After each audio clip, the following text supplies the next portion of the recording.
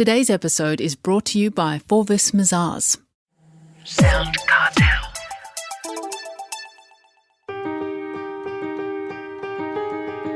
From SoundCartel, I'm Nicole Goodman, and this is Business Essentials Daily.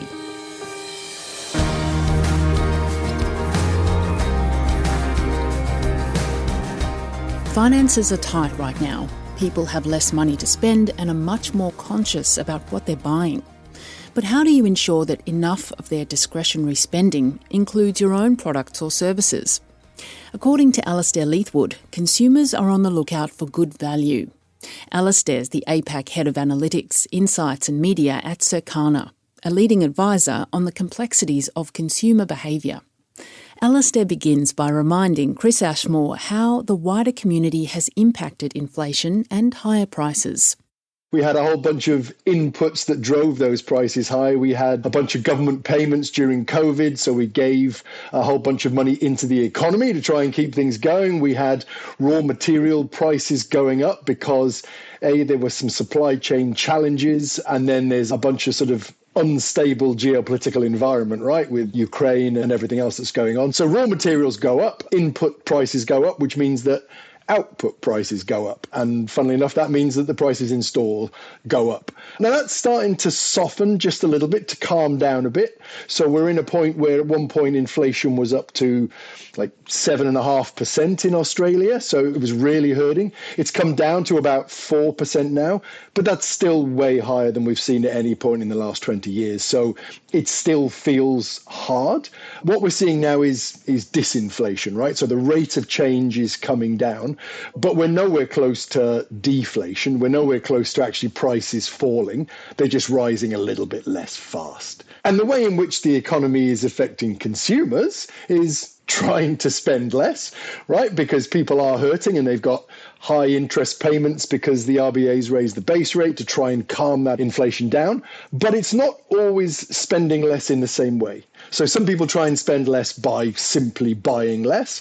But when it comes to a non-discretionary purchase like food and drink, you got to eat. So there's only so much you can do with buying less. What you might do is a little bit of down trading, maybe going for a cheaper alternative. Maybe you buy more often so you don't waste anything. Maybe you buy less often, but you can buy big bulk packs and try and, save some money that way. And people are working on all of those strategies and a sort of a mix of everything. Does that mean too that consumers are price conscious? And the lesson then for business is that people aren't willing to spend so much on big ticket items? Oh, I think that's right. I think it means softer overall retail sales. And that means, all retail, cars and clothes and everything. The bit that we focus on is the sort of grocery sector, and that'll probably do a little bit better than overall retail.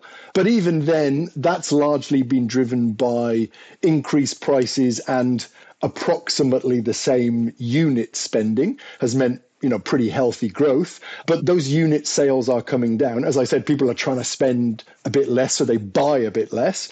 As that inflation starts to drop and prices don't go up, you're going to see overall spending come down a little bit. But look, people are still interested in little luxuries, right? They've still got different opinions on what good value means for them. And not everybody is the same. Some people are really hurting. Some people are doing fine out of this. It sort of depends whether you've got a massive mortgage and whether you've still got a job, I guess. So with money only going so far, people are looking to get good value. But what does that mean exactly, good value? Oh, it's a great question. People tend to think of it as just low prices. But our research suggests that it's a lot more complicated than that. It means different things to different people, depending on what category and what the context. What we have found is that when we ask people what does good value mean, quality is pretty much a non-negotiable. No one's willing to go back to, rubbishy low quality stuff just to save $1. But they do want more features and more benefits. So you might want to get more for the same price. Now, the more might be more volume, or it might be more flavour or more novelty or a feeling of being a bit special. So sort of depends you out.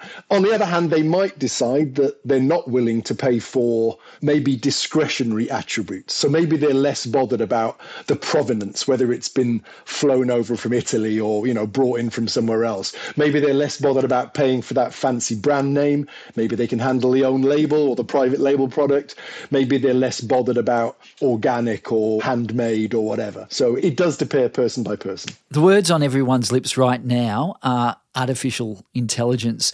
What opportunities can you see AI delivering to businesses? Plenty. It's really interesting. It's obviously the hot topic. I find myself somewhere between an advocate and a skeptic. So I think in the short term, there's lots and lots of hype, and we're probably at that really, inflated expectations part of the curve. It's going to do everything and solve everything, and it's going to be magic, and we're all going to lose our jobs. I'm not sure that's true right now. What I do see is there's plenty of focus on how it can drive efficiencies. There is a relentless focus on cost control because, times are tough, and overall top line sales slowing will mean there's going to be even more on that. But there's some interesting stuff too, right? There's plenty of applications around marketing and creative and media. You've seen videos created and copy being written, and, everyone's played with the AI art and photos and that kind of stuff. My world is analytics and measurement. So, using algorithms to describe what's going on, to predict what's going to happen next, and if you're really lucky, to tell you what you should do about it and actually make that happen in real time faster. So there's lots of that. And then probably the last thing I see, it's really changing the way that R&D is done, research and development. So people are simulating trials and experiments at scale, rather than combining two different flavors to see what you get. You can simulate that and combine thousands of different flavors to see what the optimum combination might be. And that's true with ingredients and with fragrances and all sorts of things like that. So yeah, it's going to be fascinating to see how it all plays out. Now, in summary, how do you see the rest of this year shaping up for business? And what everyone wants to know is, are things going to get easier?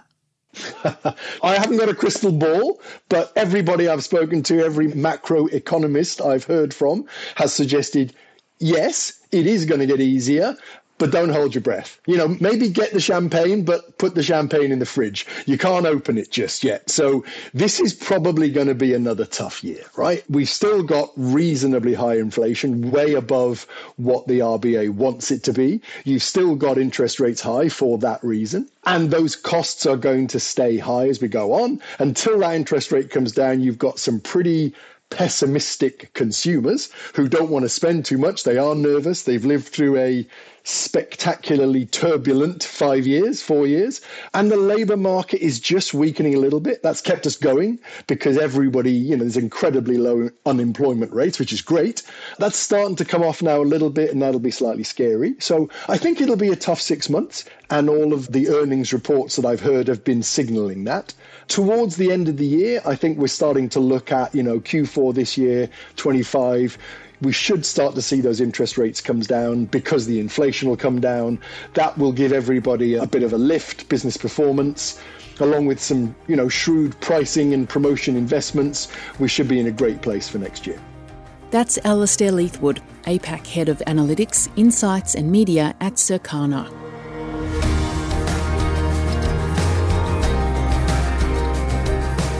Business Essentials Daily is a SoundCartel podcast. Producers are Nick Schildberger, Chris Ashmore, Jeff Waters and myself.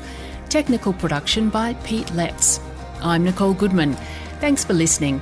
We'll bring you more B Daily next week. SoundCartel. This episode was brought to you by Forvis Mazars. To find out more, visit forvismazars.com/au. That's FORVISMAZARS.com/au.